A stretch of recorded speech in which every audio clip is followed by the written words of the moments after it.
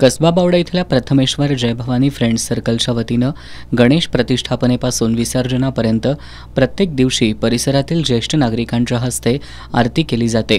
रविवारी संध्याकाळी सागर शिंदे, संदीप पाटील, प्रकाश चव्हाण, परशुराम गोडसे, निलेश नरुटे, अजित पाटील, दमण पाटील, श्रीकांत मोरे, दगडू परीट, रघुनाथ कोटकर, चंद्रकांत मगदूम, प्रशांत सावंत यांच्या प्रमुख उपस्थितीत आरती करण्यात आली। दरम्यान मंडळातर्फे घेतलेल्या फोटोग्राफी आणि रील्स स्पर्धेला उत्स्फूर्त प्रतिसाद मिळाला।